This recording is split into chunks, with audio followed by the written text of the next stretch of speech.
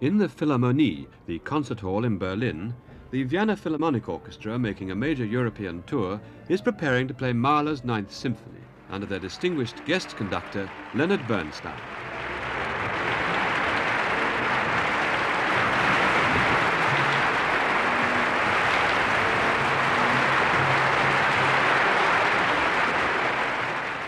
Leonard Bernstein feels a very close affinity with Mahler and his music, and for this programme, which will take us back from this performance to the rehearsals for the symphony some weeks earlier, Mr. Bernstein also recorded some notes and guidelines setting out his conception of the Mahler Ninth Symphony.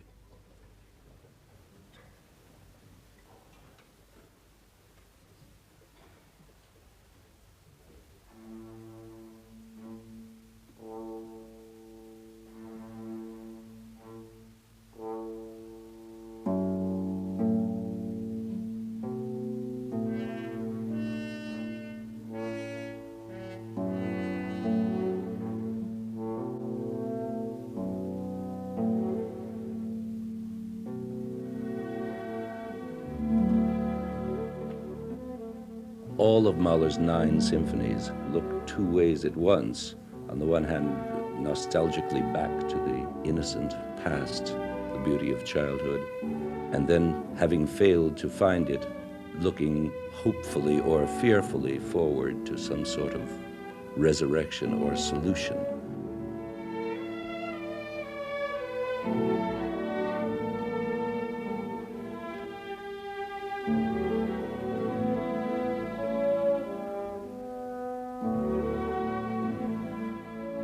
What this amounts to is finding a way of saying goodbye to life.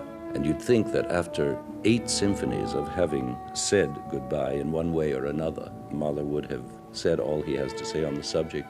But as it turns out, in his 9th symphony, he succeeds in writing perhaps the greatest farewell symphony ever written by anybody.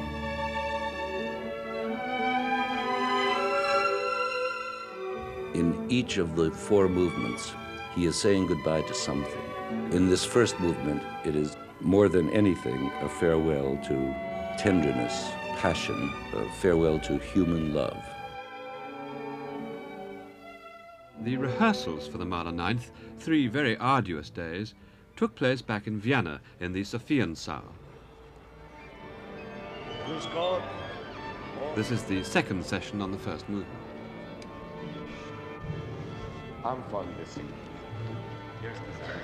The first thing we hear in this movement is actually a premonition of death in the form of an irregular rhythm, which I've always been convinced is a documentation by Mahler of his own irregular heartbeat.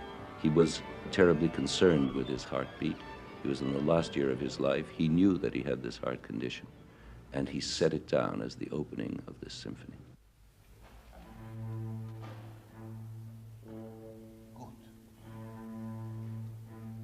And coupled with this heartbeat, which is doom-laden, is the other main germinal source of the movement, which consists of only 2 notes that signify in their falling position, goodbye, leb wohl, adieu. Schön, jetzt ist so schön.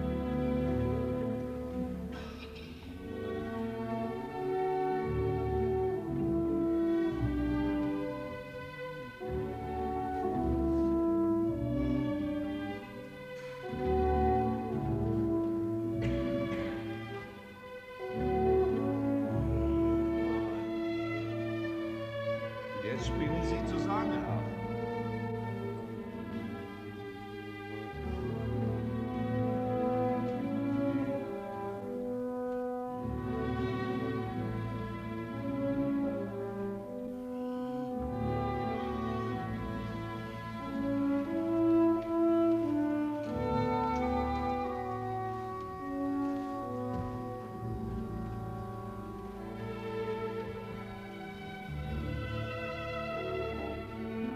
Vergnügen jetzt. The symphonies aren't supposed to be about anything, but Mahler knew that everything he was doing was tied up somehow or other with 2 things. One, the whole problem of life and death, and B, with music itself, the whole symphonic structure that had been created since Mozart and Haydn, and of which he was the final architect, and he knew it. And knowing it was a great burden, because he knew that in each of these pieces, he was not only wrapping up the history of German and Austrian music, but he was also saying goodbye to it.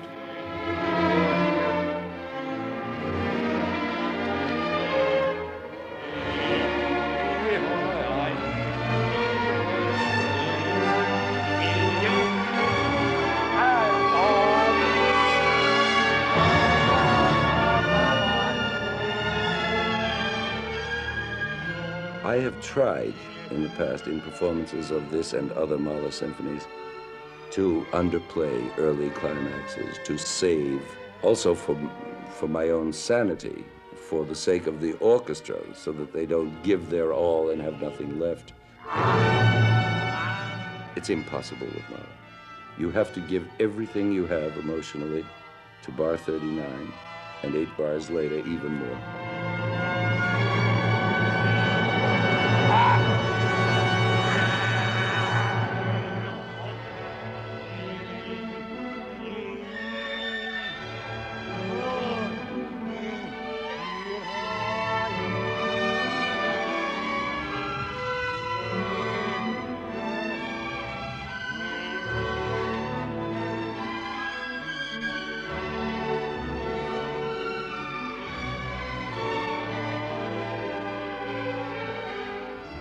Mahler knew that he was close to death, and as a matter of fact, he never lived to hear the symphony performed. He was constantly asking his wife to listen to his heart and say whether she thought it was going normally or irregularly. When they went on walks, he could walk only a certain number of steps per day, and he, in fact, carried a pedometer with him to measure how many steps he took. And he became obsessed by this irregular heart rhythm. And if you doubt that, you can doubt it no longer when those rhythms reappear at various climaxes of the first movement in full blast. And there's always a timpani then to tell you that the fatal strokes are at hand.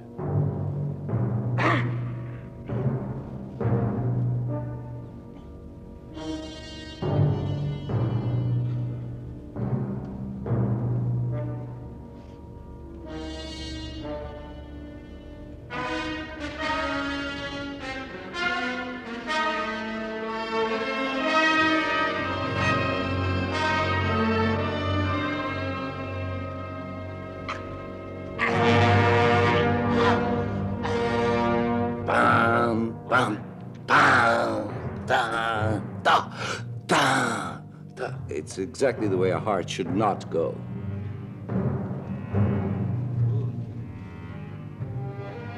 Fine.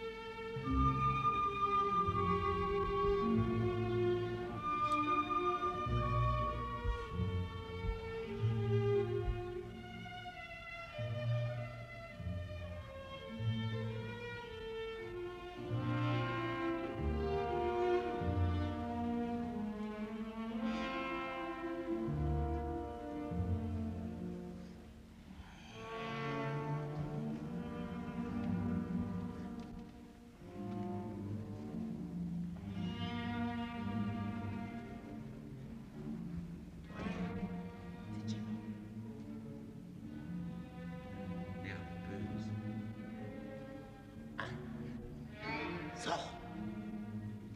Di, do.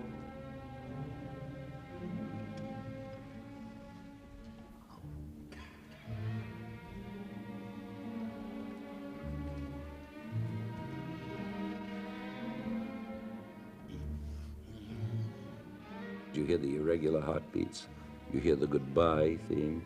The whole symphony, in fact, is about reminiscence, nostalgia, tenderness, personal relationships.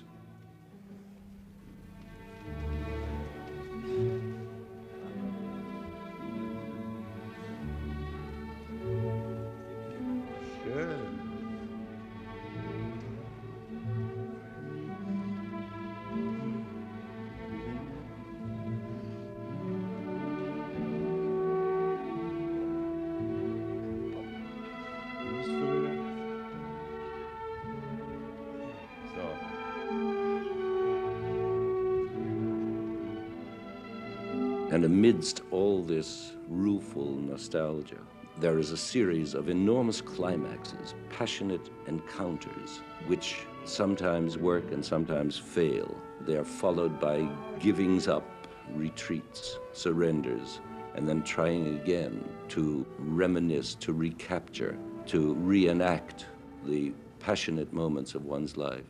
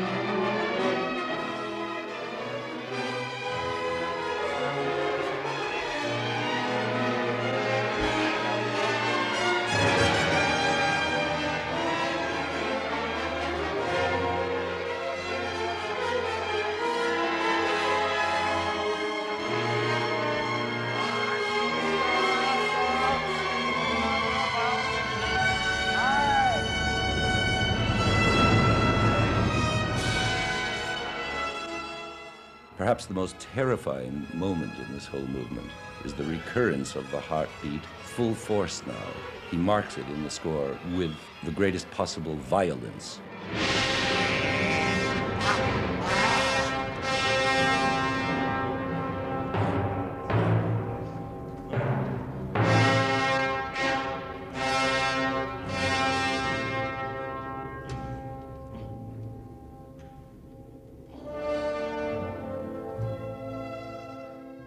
Whenever I come to the end of this first movement, with all its tempestuous raging and yearning, I always feel I'm at the end of a Tolstoy novel. The movement is almost half an hour long. It's a kind of war and peace in itself. And I'm always amazed at the prospect that there are 3 more long movements to go through in which Mahler is again going to be saying goodbye to other aspects of living. For example, the second movement is a farewell to the simple pleasures of country life, shown to us in the form of Ländler, or country dances.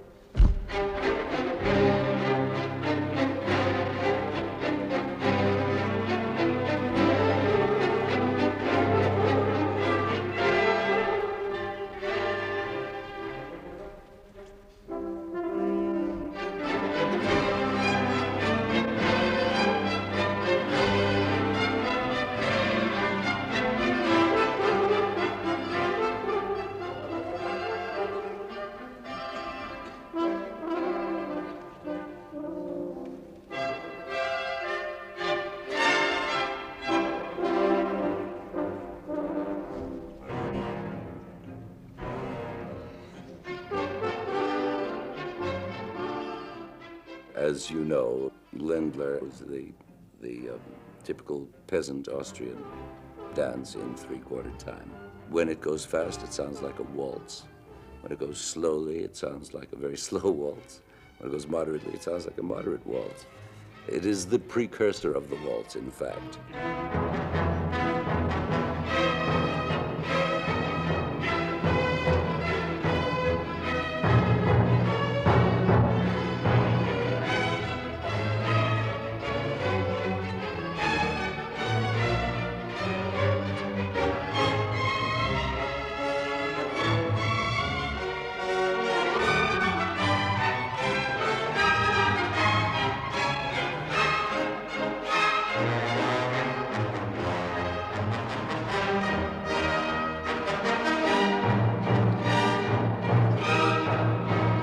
Mahler loved that country music of his childhood and how he yearned for it. Schön.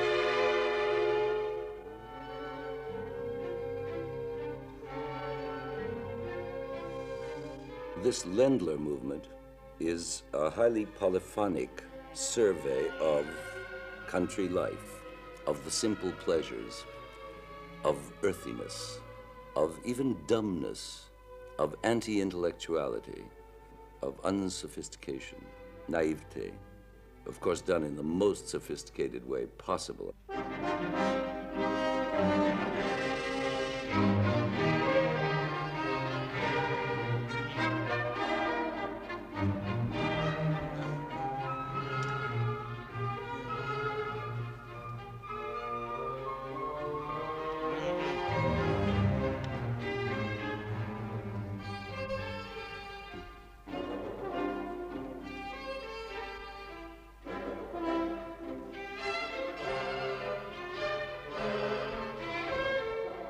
One of the most sophisticated movements ever written. It is ironic, bitter, and yet great fun. Nice.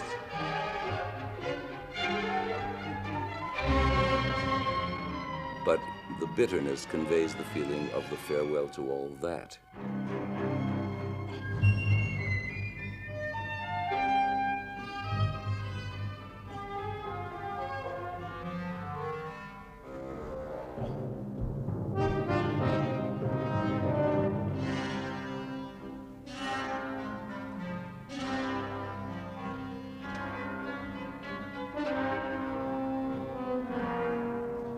Mehr, das kleine. Mehr marcato.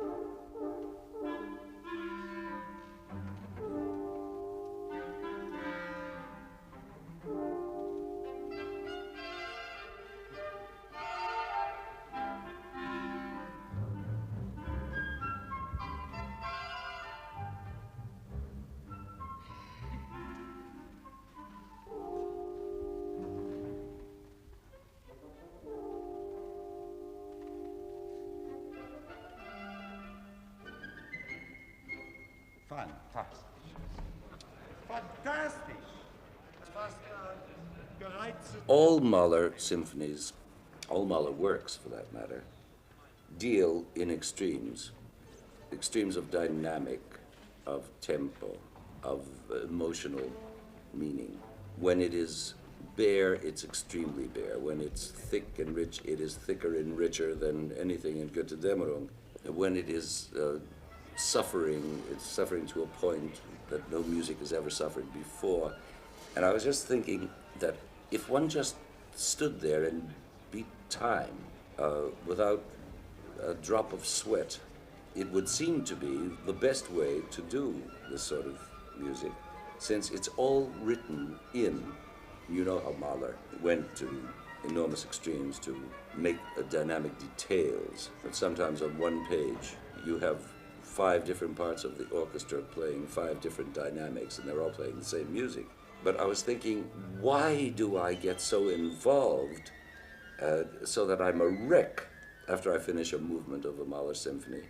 I'm out of breath, I'm drenched, I'm shaking, I have a headache, my stomach is up in my throat somewhere.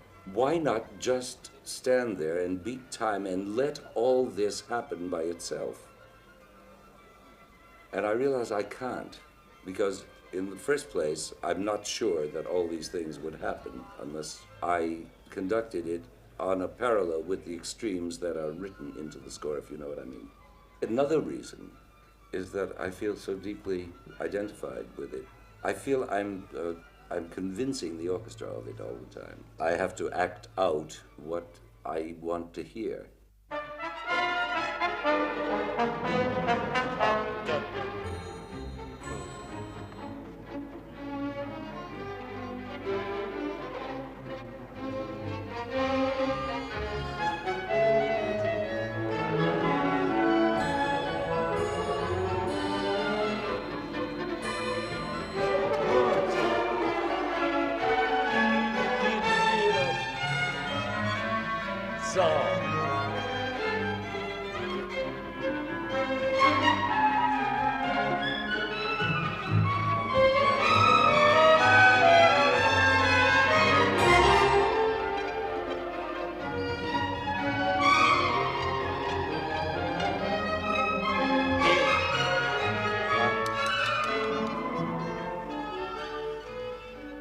Zu laut. Erste Geige ist Piano. Ja? Und Sie haben Fortissimo. Aber Sie haben Piano. Ja,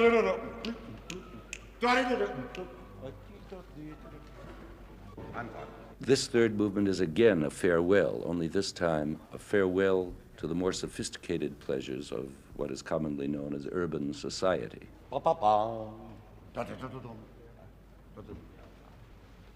Spastisch.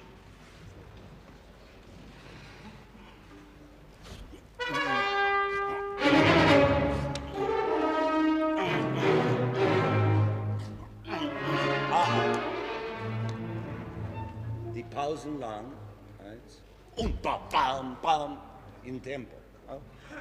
Die Figuren immer in Tempo, die Pausen immer länger.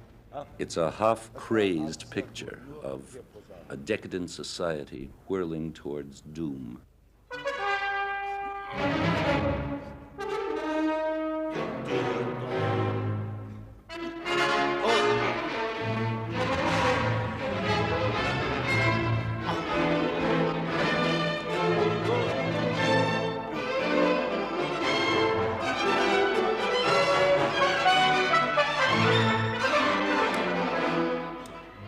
Das muss mehr tanzen.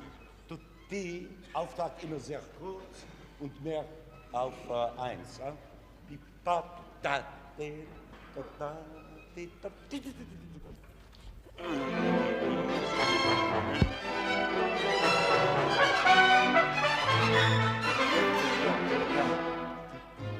Tanzen.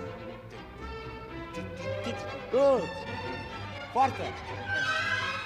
The difference between the farewells of Movement 2 and Movement 3 is the difference between country life and city life. let's say, the difference between rural pleasures and urban pleasures.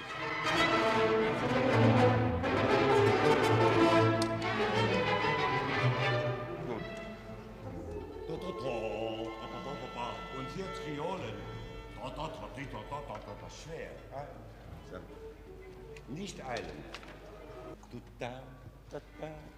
Ein bisschen Esprit von Offenbach.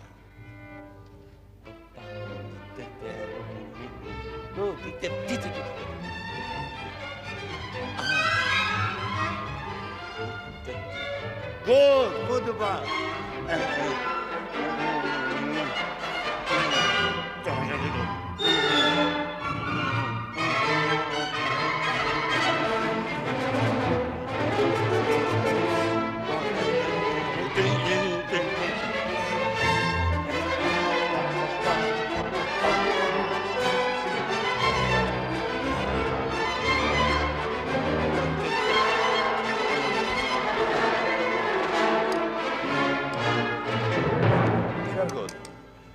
Posaunen, wollen Sie bitte einmal allein machen? Bam, pa pa pa pa, pa pa pa pa, und ganze halbe. Nur dieser Eintritt.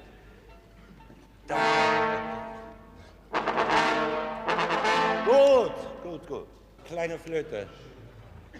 Sehr brillant, dieser. Auch mit Crescendo. Pa, pa, pa. Das ist ein Hauptthema. Noch einmal.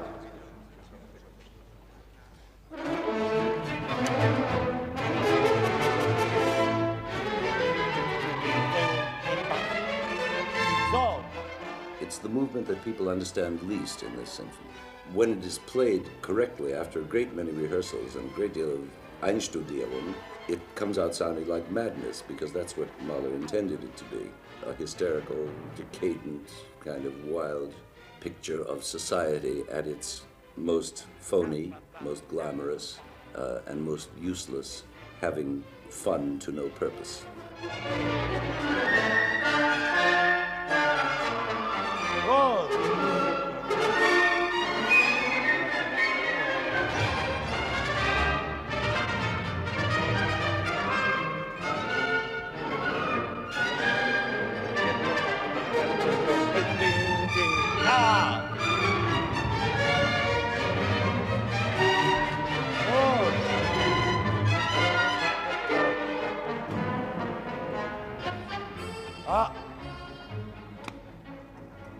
Fortissimo die Auftakte, Rappa und dann nix.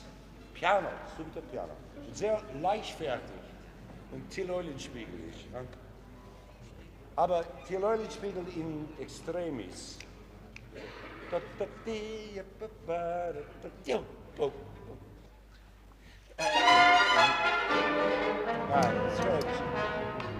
Ich höre nicht vergotten und alle.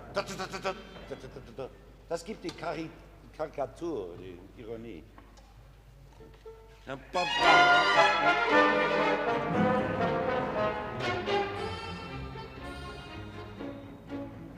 Gut.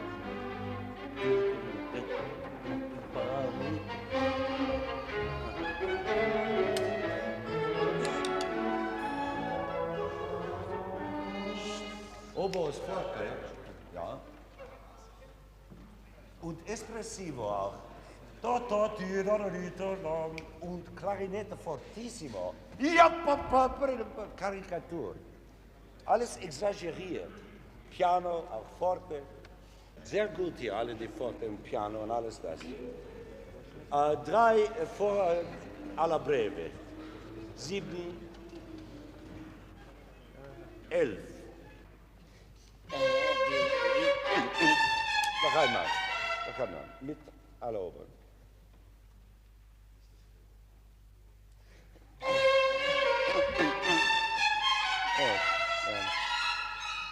Kann besser sein. Dieses Thema kommt im Finale so schön, dass man kann es nicht glauben.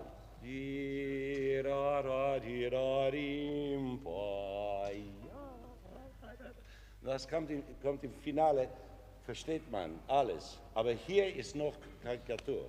Verstehen Sie mich? Also das muss sehr markiert gespielt werden. Rip-pa-pa, ein bisschen zurückgehalten. Nur Klarinetten, Fagott, Celli, Bass. Rip-pa-pa. So, und Imitation selber. Ja?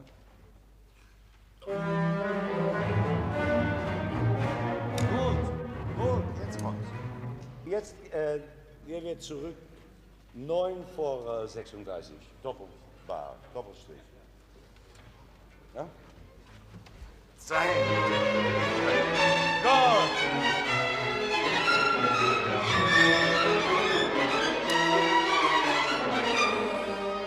Gut, diese Imitation, aber nicht mehr. Feierbaum. Im 6. Tag. Noch einmal.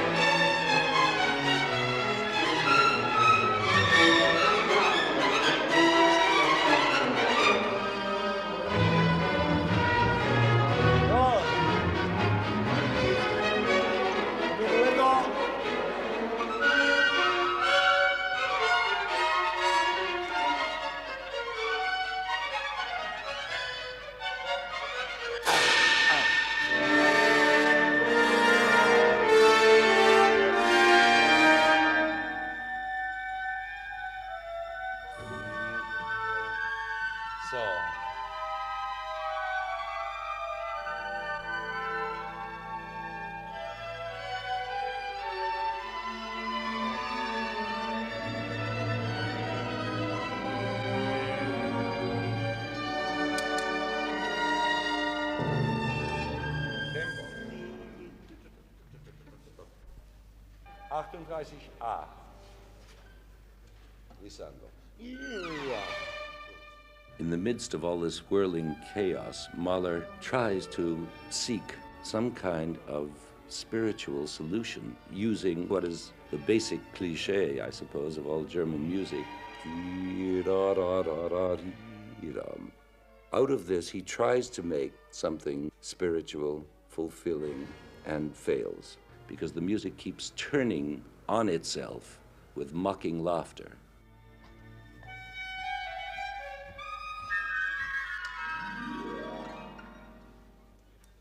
Nicht genug, wie man vorher gesagt hat. Also es ist eine lange Serie jetzt von religiöse Choral und diese Sachen. Und immer untergebrochen. Immer wieder versucht, immer wieder untergebrochen. Also das ist sehr frei. Jedes Mal mit Oboe oder Trompet oder was kommt ein bisschen ritardando, mehr cantando spielen, und dann spitzig und trotzig und wieder sarkastisch. Also, sehr gut. 36a.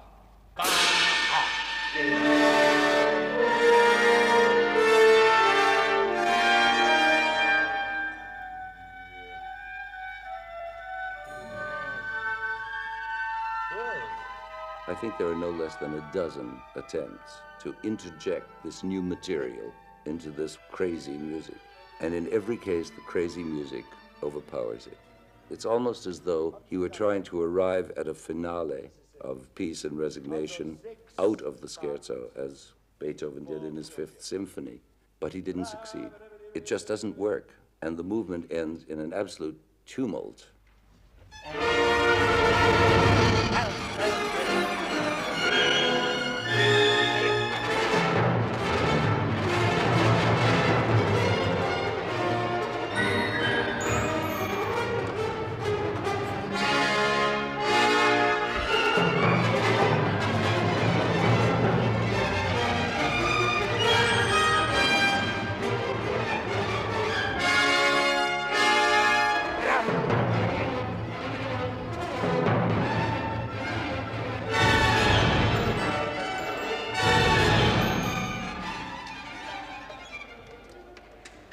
Natürlich nicht.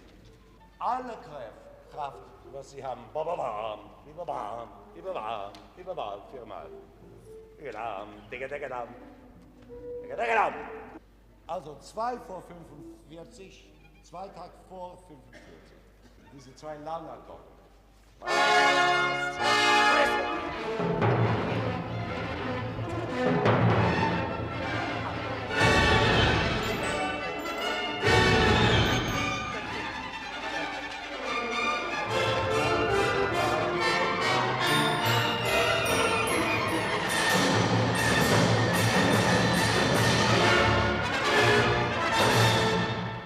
Quasi. Wunderbar. Diese letzten 2 Takte, sehr wichtig. Nein.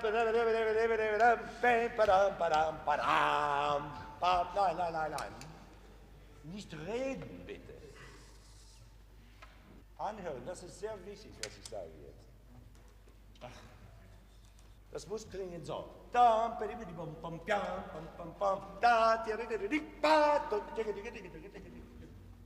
So weiter. Diese Akkorde im Balance zu haben. Bim, bam, ein Vortag, bim, bam.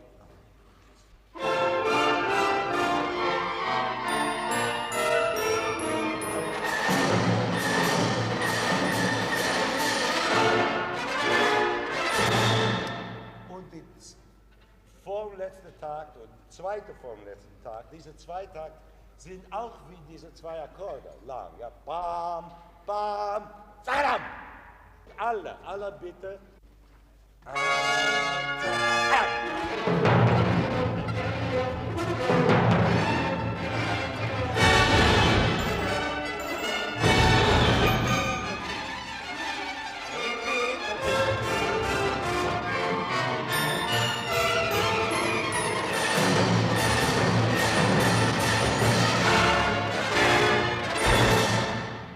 Bravi! Zigarette.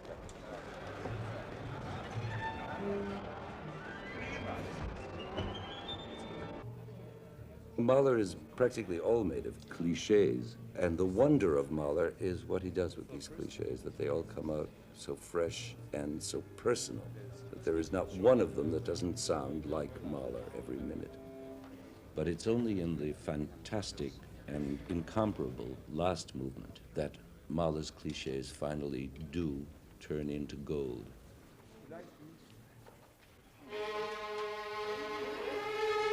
He starts this last movement in a series of cliches that are reminiscent of church music. You can practically sing the words of "Abide with me" to the tune that emerges at the beginning of this movement.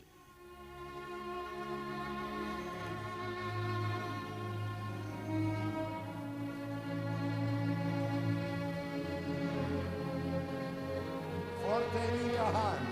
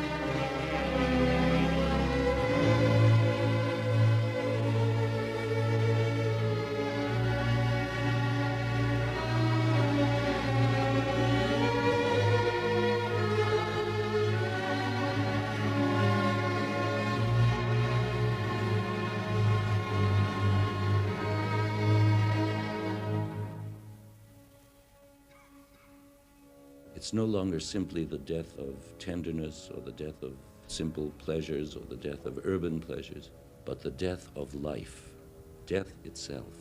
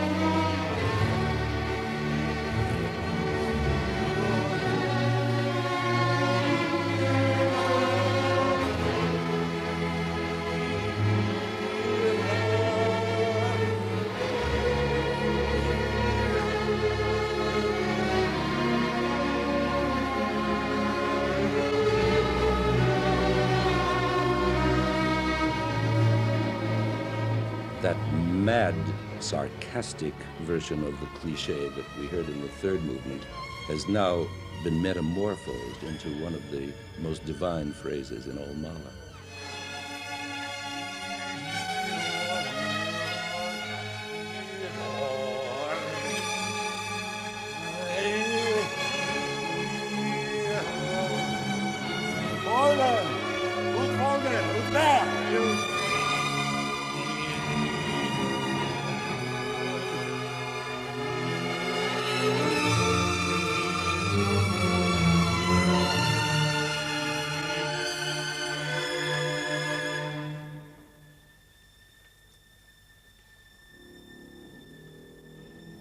About 4 minutes into this movement, he changes abruptly to a whole other kind of religiousness, which is now Eastern, a kind of very spare, Zen-like meditation. It's as though he's trying on, for size, disembodiment. He's trying to see what it would be like to be disembodied, to be away from reality, to be part of the universe, to be molecular instead of to have an ego, or to have an identity, a name. The orchestration becomes extremely bare and almost cold. In fact, utterly cold. It seems to be suspended in a kind of ether. The movement is barely discernible. The space between the lines is enormous, and it is the closest thing in music, in Western music, to the Eastern notion of intense transcendental meditation.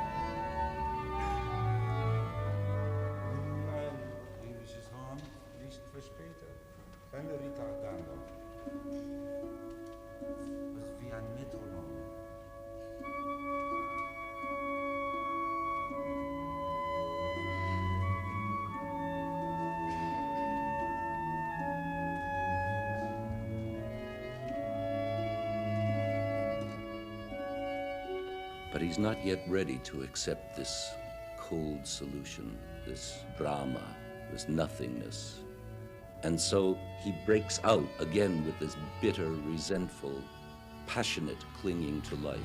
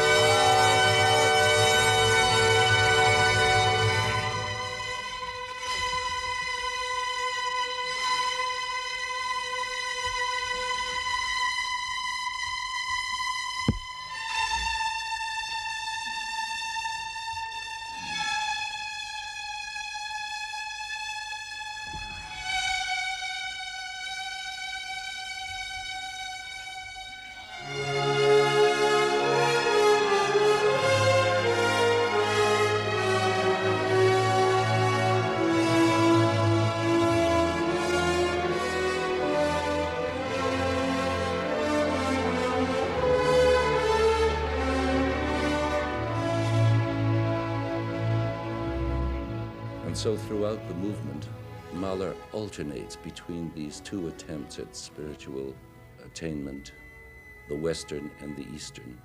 When he runs out of steam in one, he tries the other, and vice versa.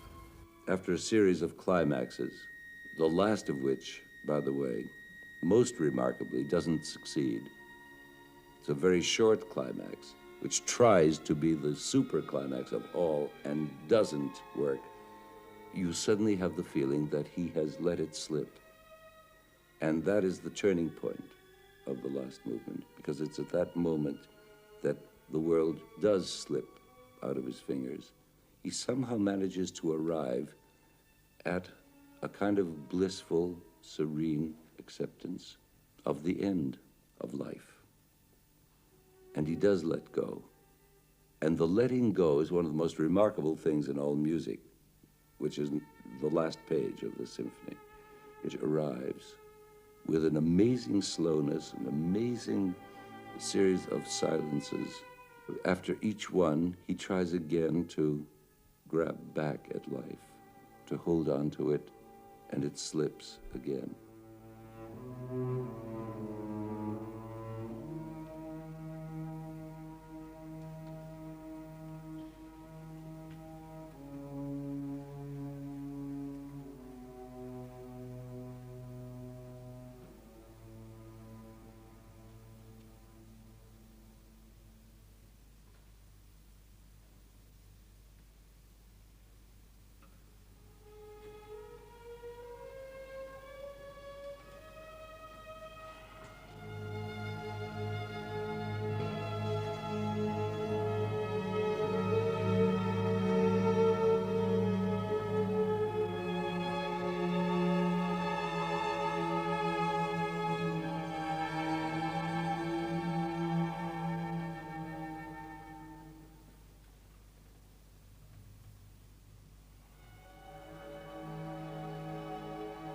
There is a series of attempts, each one of which is less and less successful. And finally, he lets go completely in the most easy and wonderful way, through silence more than notes.